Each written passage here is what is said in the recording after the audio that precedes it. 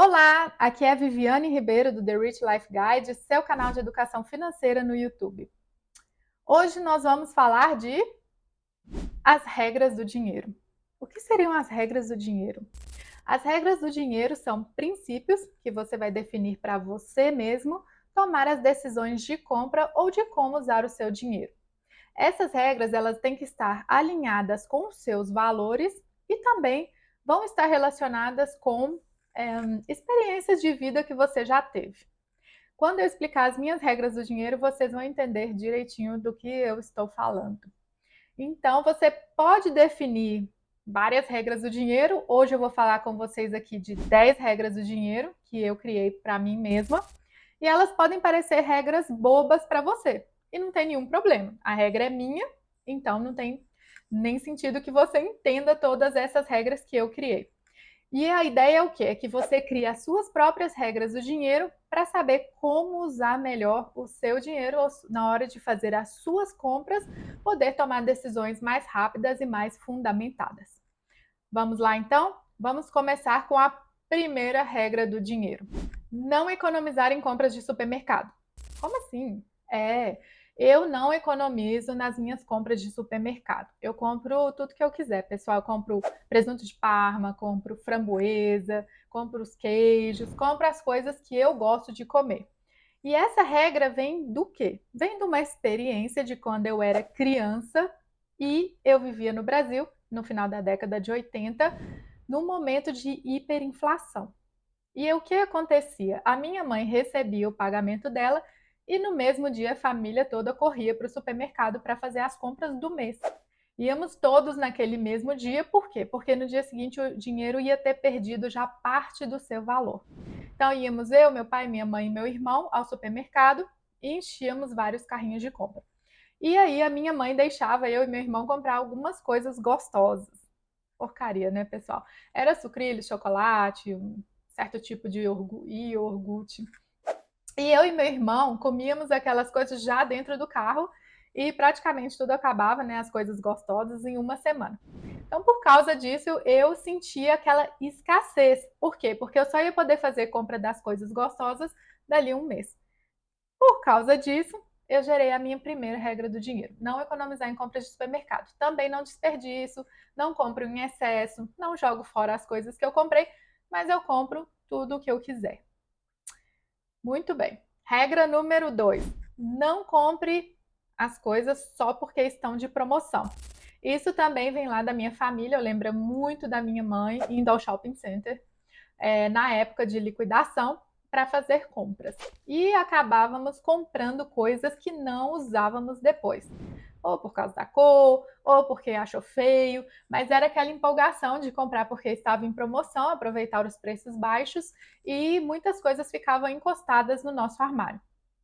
Por causa disso, hoje em dia, o que eu tenho? Eu tenho uma lista das coisas que eu quero comprar. Eu continuo visitando as páginas de promoções, mas eu consulto aquela minha lista antes de tomar uma decisão de compra. Então, eu não vou comprar só porque está em promoção. Eu compro o que eu preciso e que esteja em promoção. Muito bem. Regra número 3: fazer pelo menos uma viagem internacional e uma viagem para o Brasil por ano. Essa é uma prioridade estabelecida por mim e também pelo meu marido. Nós dois gostamos muito de viajar e decidimos incluir viagens no nosso orçamento mensal. Depois eu vou fazer um vídeo para vocês explicando como que funciona isso. Essa viagem internacional, então, a gente decide fazer juntos e depois eu faço uma viagem para o Brasil. Às vezes meu marido vem comigo e às vezes não. Por quê? Porque eu quero visitar a minha família pelo menos uma vez por ano. Então, essas duas viagens já fazem parte do meu orçamento mensal. Então, a minha regra número 3. Regra número 4: comprar carro japonês novo. Sim, eu já tive carro da Ford, já tive carro Chevrolet e depois tive um carro japonês, um carro da Honda, quando eu ainda morava no Brasil. E foi um carro excelente, nunca me deu nenhum problema, eu adorava o carro. Vindo aqui para os Estados Unidos, comprei também um carro japonês. E isso por quê? Porque carro, para mim, o meu conceito de carro é um veículo, né, uma utilidade que vai me levar do ponto A ao ponto B. Eu não estou preocupada com o design do carro, se o carro é gostoso de dirigir, se o carro é bom, né, em velocidade, etc e tal. Design do carro, eu não tenho esse tipo de preocupação. O carro para mim é só para me levar do ponto A ao ponto B.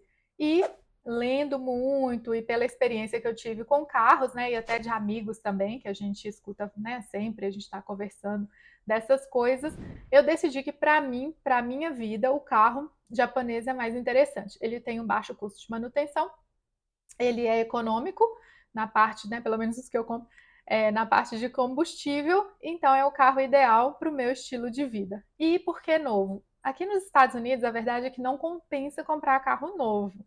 Por quê? Porque o carro aqui deprecia em torno de 40% nos primeiros 2 anos. Então, por que você compra carro novo? Porque eu não troco de carro com frequência.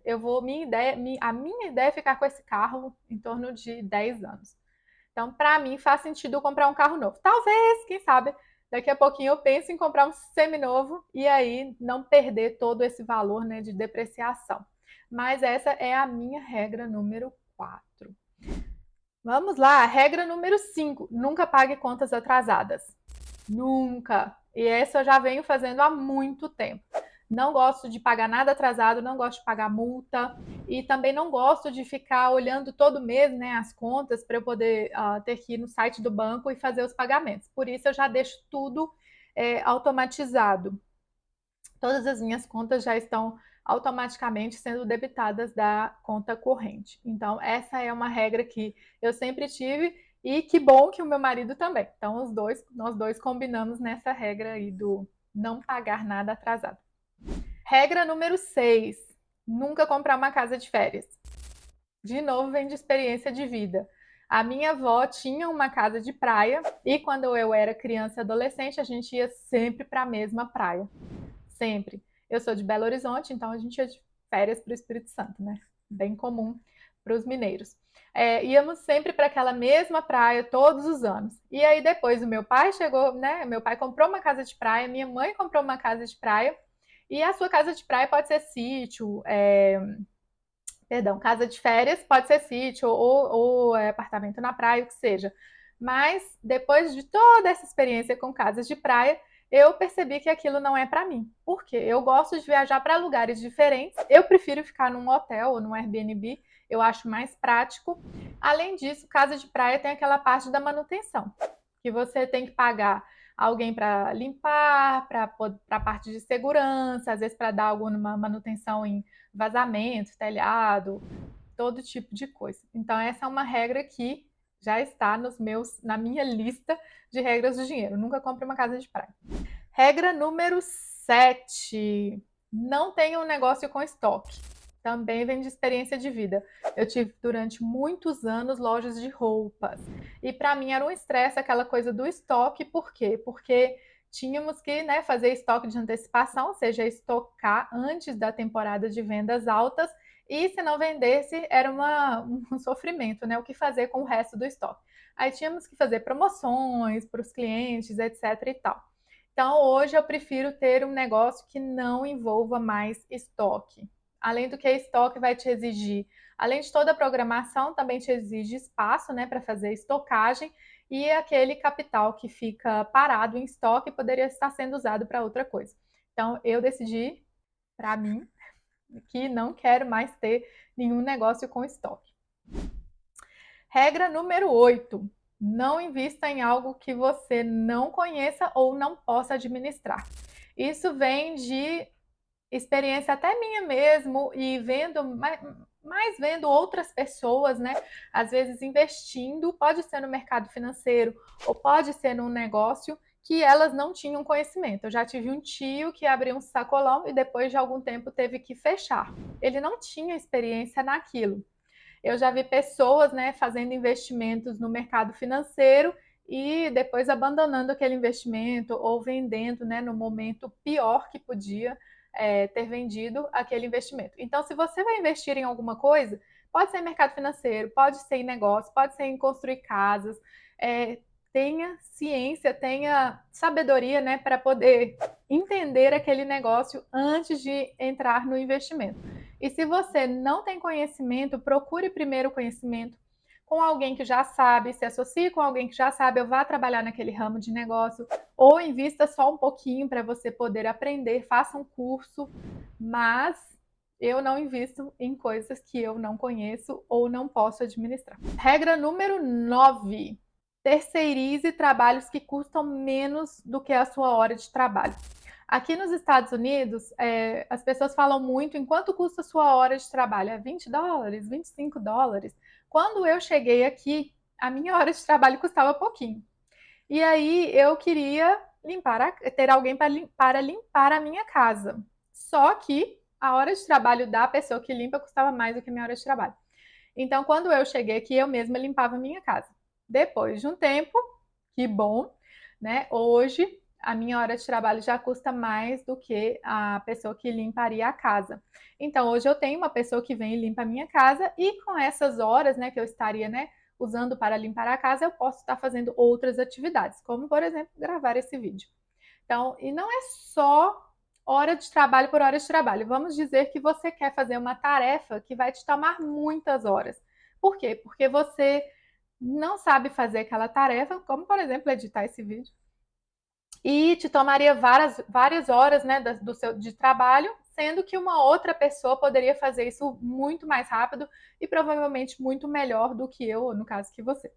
Então, nesse caso, seria mais interessante você contratar essa pessoa do que você mesmo tentar fazer aquela tarefa. Última regra: cursos, livros e exercícios são investimentos. Eu sempre considerei essa parte de aprendizado como sendo um investimento. Então, livros, por exemplo, eu aqui tento primeiro, tá, pessoal, achar o livro na biblioteca. Aqui onde eu moro as bibliotecas são excelentes e elas também te oferecem aplicativos, né, que você pode colocar no seu celular e pegar os livros emprestados. Então, primeiro eu tento achar os livros nas bibliotecas, ou ir na biblioteca em pessoa, né, nos aplicativos, ou ir em pessoa. Se eu não consigo, eu compro o livro. Mas para mim, livro é investimento. Agora, livro tem que ler, né? Não adianta eu comprar aquela pilha de livro e não ler os livros, aí não tem sentido. A mesma coisa com cursos. Eu gosto de fazer curso, eu gosto de estar sempre, né, me aperfeiçoando como pessoa, como profissional. E cursos, para mim, também são um investimento. De novo, tem que fazer o curso. E exercício. Sempre gostei de pagar uma academia. Gosto de ir na academia, gosto de fazer aulas em grupo. Esse é o meu estilo, tá, pessoal? Você pode correr no parque, andar de bicicleta, não tem problema nenhum. Eu tô falando de mim. Então, para mim, exercícios é um tipo de investimento na minha saúde. Então, eu não economizo, não fico pensando se pagar ou não uma academia. Eu prefiro ter a mensalidade, né, da academia e ir, né? E aí faço as minhas aulas e invisto na minha saúde. E é isso, pessoal. Essas são as 10 regras do dinheiro, as minhas. Eu queria que vocês agora pensassem nas regras do dinheiro que serviriam para vocês e deixassem aqui nos comentários algumas regras do dinheiro. E também se inscrevessem aqui no canal para receberem notificações dos próximos vídeos. E deixe o seu like se você gostou desse vídeo. Até o próximo!